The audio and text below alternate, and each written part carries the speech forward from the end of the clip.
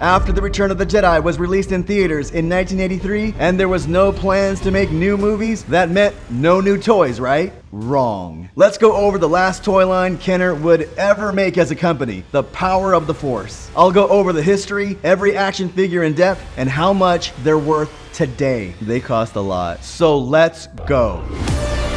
Welcome back to the channel, everybody. After the success of The Return of the Jedi in 1983, only coming in second in box office numbers behind the original Star Wars, the money just wasn't made in theater tickets, but the merchandising as well. From breakfast cereal, lunchboxes, clothing, Star Wars was on everything. And yes, even action figures. The Return of the Jedi action figures were made by a company based in Cincinnati, Ohio called Kenner. Having signed a deal with Lucasfilm in April of 1977, only 1 month before the Star Wars movie came out. And Kenner would produce the entire Star Wars toy line. And the Return of the Jedi toy line was their most profitable yet. But there was a problem on the horizon. There were no new plans to release any more Star Wars movies. George Lucas had always talked about doing prequels, as seen here in this clip from Mark Hamill and Carrie Fisher in 1980. We finish off the trilogy, then we go back 20 years, and we do the story of young Darth Vader and the young Alec Guinness character. And in the third film, which precedes Star Wars, you see. Like a prequel. That's right. Luke is about 5 or 6 years old, so I don't know, maybe one of your Blue Peter viewers will be up for the role.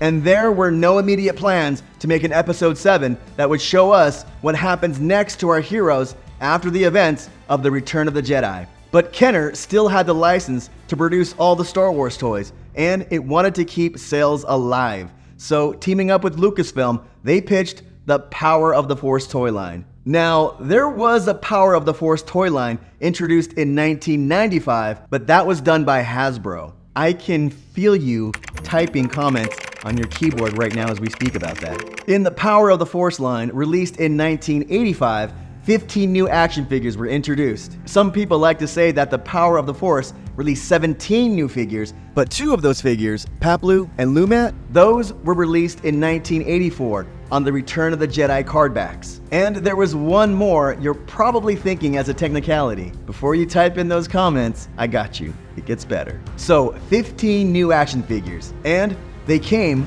with coins. Coming from the farthest reaches of space are the most awe-inspiring, the most desired gifts of the galaxies.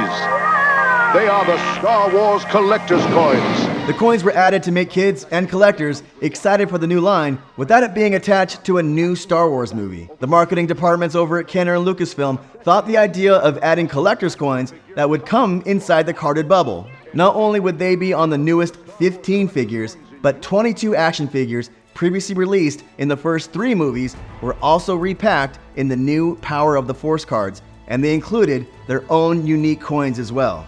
One side depicted the character, and the other side had a description of the character. And I just want to know who had the job of writing those. Some of these are funny to read. I'm not bashing you. I salute you. Even though there were only 37 figures released in the Power of the Force packaging, there were a total of 62 coins, as Kenner was planning on releasing more of the legacy figures with their own Power of the Force card back. There's also a special coin, the Jedi coin. It was going to be offered as a special mail-away offer on the 93 back of the Power of the Force carded figures, which were never made. It's said that only 10 Jedi coins are in existence, which makes this coin the rarest of the rare, as they were only gifted to Kenner executives with a display box. And since there was no giveaway, these never got distributed as a set. But wait, there's more. There's also a 64th coin that is often forgotten about, the Luke X-Wing coin. It was going to be planned as a mail-away offer also, and it's also said that 400 were actually made. Instead of the Power of the Force logo, there's a Yoda head. And there's also stories of collectors and kids writing letters to Kenner, and Kenner writing back saying that for a small fee, they could buy the entire set of 62 coins. Also, the AT-AT driver and Nikto figures from the Power of the Force line, those were only released outside the USA and came with coins from other figures. So there were only 35 different coins, not 37. And there is more info on these coins, like the errors and prototypes. So if you want to see my in-depth video on that, there's a link in the description. And also, if you're new to the channel and like Star Wars vintage history, hit that subscribe button. So let's get into the 15 new figures released in 1985 by Kenner from the Power of the Force. Anakin Skywalker. Anakin made his debut as a mail-away figure on the 79 card backs of the Return of the Jedi action figures. Although he would not come on a card back, but come mailed in a white box in a sealed Kenner stamp baggie. As all of the Power of the Force figures, he would get his official release on cardback in 1985. This figure comes with no accessories and often gets made fun of for having a grandpa-like friendly smile. But this directly depicts his performance given by actor Sebastian Shaw in the original released film, which was later updated in 2004 for the DVD releases of The Return of the Jedi to Hayden Christensen. This action figure is the most affordable in the entire Power of the Force line, and I picked this one up for $36.78 on eBay in 2021. And today, it's sitting around that same price for a loose action figure in great condition. In May of 2023, I got the coin at the ICC Con in Nashville, and this coin is on the rare side since the mail-away figure didn't come with one. And the Anakin Power of the Force figure was not widely distributed in Europe, Canada, or even the US in high volumes. I bought the coin for $300. And if any of you have picked up these coins and felt them, they honestly feel like plastic, even though they're made of aluminum. But $300 for an aluminum coin? Welcome to vintage collecting. And that's the general average price right now. In 1985, I remember seeing Amana Man figures on the store shelves as an 8-year-old and thinking, that is not a Star Wars figure. Add to that, I thought the Power of the Force figures, I thought they were Star Wars knockoffs since there was no movie called The Power of the Force. I was young. I did not know how marketing worked. If I had a VCR back then, I could have freeze framed to find Amana Man in Jabba's palace. Amana Man, aka the Space Pickle, was actually released almost a year earlier in 1984 in the Sears exclusive Jabba the Hutt Dungeon Action playset. We would get his official cardback release in 1985 on the Power of the Force cardbacks with a collector's coin. He also comes with a staff that is highly detailed with all the skulls of his poor bounty victims. This is one of the biggest figures released on card and the most unique for sure. His staff often gets bent and broken easily, so when buying one for full market price, make sure the staff is straight and has all the detail with nothing broken off. I got this figure from a Facebook seller for $285, and I also got the coin on Facebook for $30. And checking on the Star Wars tracker, the coin is averaging for $45 to $50 prices right now, and the figure is sitting around the price I'd paid for it with averages in the $285 to $300 range. Barata. Barata is another figure that comes from the Jabba the Hutt dungeon and was seen next to Luke Skywalker as he was pushed out to the Sarlacc. They gave us a lot of action figures from Jabba's palace. A lot. Barata comes with the Skiff Guard staff, and like Amana Man, you could have gotten him packed in the 1984 Sears exclusive Jabba the Hutt Dungeon Action playset. He got his official cardback release in 1985 on the Power of the Force cards with a collector's coin. I got the coin for $27 on Facebook and the figure for $110.02 from eBay. And checking out the current market prices, average prices for a loose Barata is coming in at around $150, and the coin prices are averaging at $40. So those prices are on the uptick at the moment. EV99 was another figure you could have gotten in 1984 in the Sears exclusive Jabba the Hutt Dungeon Action playset. Some people want to call EV99 a female droid.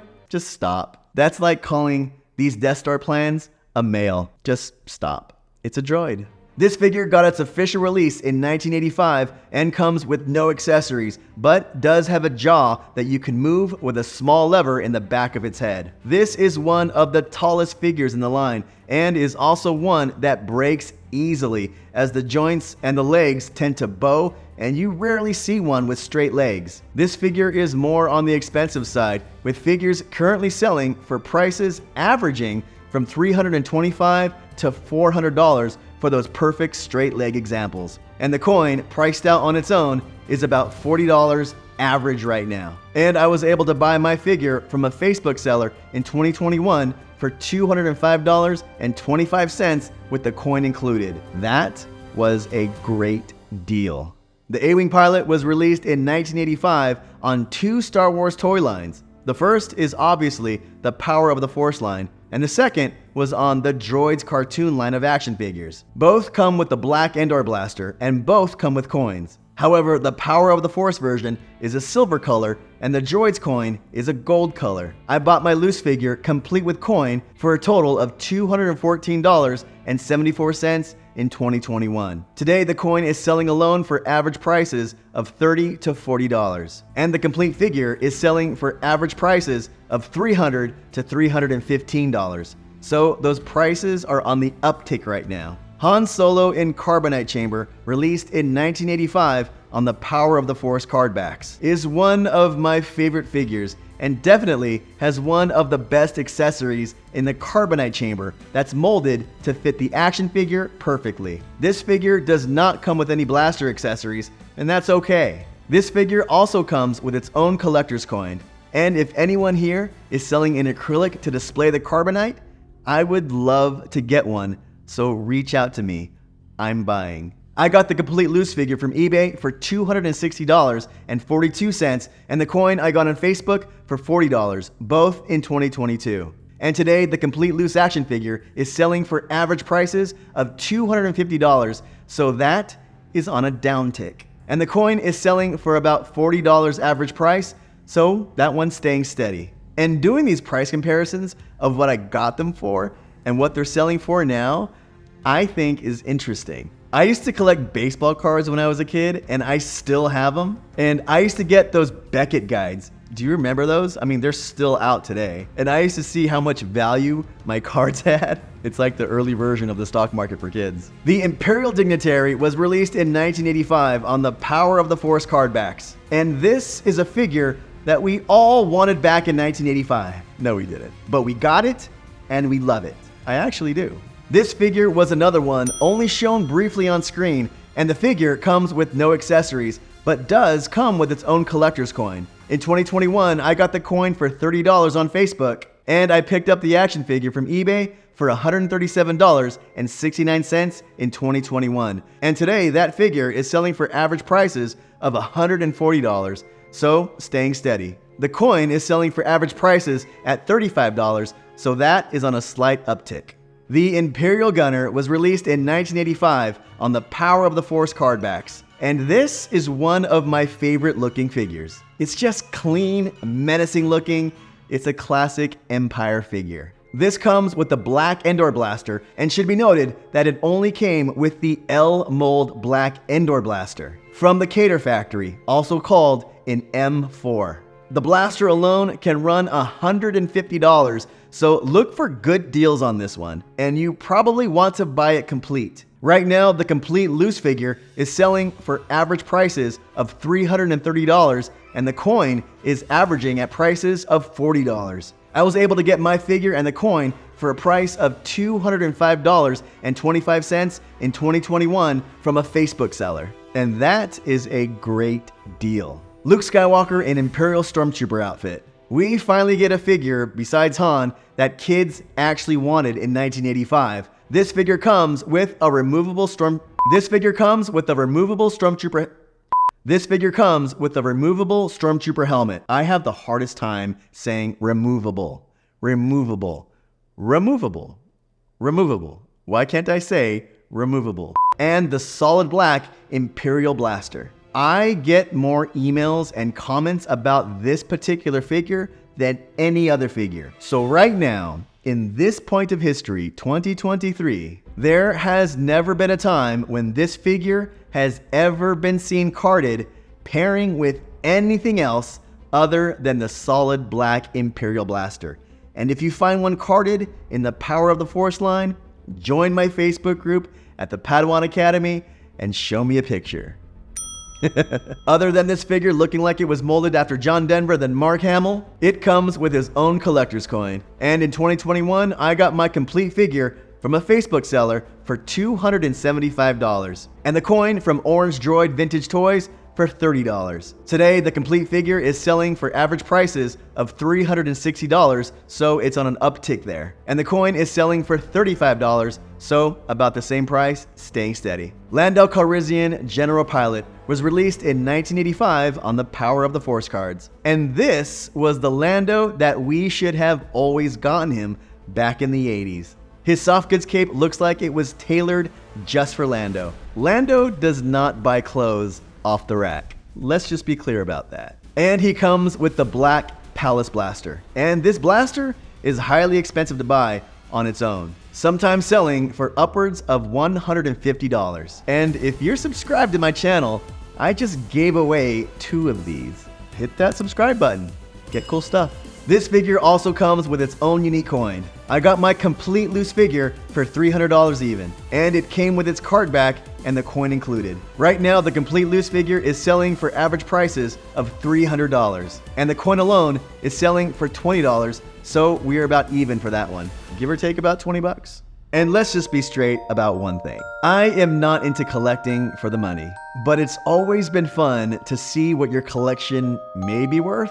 I mean, realistically, these figures are worth nothing, $0. So yeah, I'm not in it for the money. Stop being so uptight. Just hang out. You're cool. Luke Skywalker in Battle Poncho was released in 1985 on the Power of the Force card backs. And I think this figure is one of the hardest figures to take care of, as this comes in its soft goods brown and tan camo poncho. This poncho gets frayed and rips super easy, so if you have a pristine version, either grade it or seal it in an underground vault with no light, in a vacuum sealed door guarded by the oracles from A Never-Ending Story. Did you ever watch that movie when you were a kid, The Never-Ending Story? Did you notice the oracles? What? I'm gonna watch that movie later on. I was like 8 when I saw that. How old am I now? Good question. This figure comes with the aforementioned black Palace Blaster, as well as a black belt where you can holster the blaster in. And it also comes with its unique collector's coin. The main gripe I have with this figure is why Kenner never gave us a removable helmet like its counterpart in The Return of the Jedi with Princess Leia Organa in Combat Poncho, which was released in 1983. In 2022, I got my loose complete version of Luke Skywalker in Combat Poncho with its coin included for $200 even. Right now, the figure alone is selling for average prices of $300, and the coin is selling for averages of $25. So prices are on an uptick for sure. Ramba was released in 1985 on the Power of the Force card backs. This figure comes with a removable hood and a spear that was also used by Wicked's figure from The Return of the Jedi, released in 1983. Ramba also comes with its coin. And I was able to pick mine up with the coin included from Orange Droid Vintage Toys in 2021 for $239. And right now, the complete loose figure is selling for average prices of $175, and the coins are selling for about $25. So prices are on the downtrend on that one. Warwick. All these words are hard for me to say. I don't know what's going on today. Warwick was released in 1985 on the Power of the Force card backs and comes with 3 accessories: a removable hood, a bow, and a quiver. This also comes with its unique coin. In 2021, I bought the complete loose figure and coin from Orange Droid Vintage Toys for $305.33. And right now, loose complete figures are selling for average prices of $275, and the coin for average prices of $25. So prices are stable on Warwick.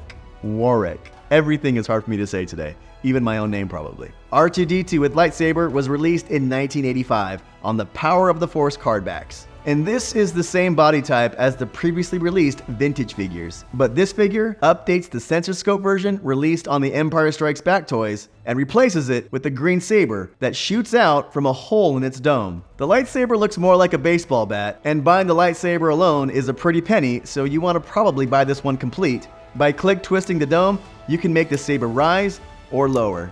This also comes with its own unique coin, and the loose figure is one of the most expensive figures in the Power of the Force line. At least to buy today, I was able to get my complete loose figure in 2021 from a Facebook seller for $379. And the coin I bought from a Facebook seller in 2021 for $25. And right now, complete loose figures are selling for average prices of $600. $600 for an R2. And right now the coins are averaging for prices of $50. So this one is on a major uptick, at least for figures in great condition. So take my figure for instance, you can see that my figure isn't in the best of shape. So right now I could probably sell this one for about 400 bucks, but somebody will snatch this up right away. That figure is actually one that I see for sale a lot and going for high prices all the time, consistently. Now let's get into the most famous of these figures and sometimes the most expensive. Yakface was released in 1985 on the Power of the Force card backs. This is the rarest figure in the Power of the Force line, as it was only available in Canada and Europe on the Power of the Force cards. It was never released in the US on the Power of the Force cards. The Yakface figure was released later on Tri-Logo cards in Europe, Canada, and the UK, but some of those Tri-Logo cards made their way to US stores on the Canadian border of the US East Coast. The Tri-Logo cards packed the figures alone and was not packaged with the coin or the skiff guard staff, making the coin a rare object to collect. And because of this, it's reflected in the current market cost. I was able to get an okay version of a complete loose Yakface from a Facebook seller in early 2022 for $450. And since the coin is so expensive, I have not been able to buy one unless I want to pay over $1,000 for it. A loose complete Yakface action figure is currently selling for average prices of $575. So definitely an expensive figure. Besides the action figures, we also got vehicles released in the Ewok Battle Wagon, the Tatooine Skiff, and 3 mini rigs in the Imperial Sniper, Sand Skimmer, and the Security Scout, which we will go over in a future episode. And if you want to go back and watch my other episodes, I did a video where I went over all of the original Star Wars, The Empire Strikes Back, and the Return of the Jedi figures. And I'm putting them all together in a mega edit, so you can have all of those to watch in one video. I'm also shooting all new footage with better angles of the figures, accessories, and more. But did I go over every figure? Tune in next video where I go over some of the toys that I think should be included when you say action figures, and what I think you have to collect if you want a complete Star Wars vintage set of action figures. So definitely come back for that one. And please visit my links in my description for ways to support my channel and get things that you actually need to protect your collection. And you can also join me on my Patreon community, or you can join my community right here on YouTube. And I thank everyone who supports my channel. Without your help, these videos would not be possible. And also visit my social media links so you can see what we're up to when not doing these videos. And as always, my friends, thank you, and I will see you next time. If I ever find a Yakface coin that I can afford, I'm gonna throw a party. And I'll even dress up as a yak. You hear me, Sean Crawford? A yak. Sean Crawford played Yakface in The Return of the Jedi. All right, everybody, I'll see you next time. If you're new to the channel, check out the welcome video, or just check out the next episode. And please subscribe if you want to follow the journey. And remember, there is no shame in being a Padawan.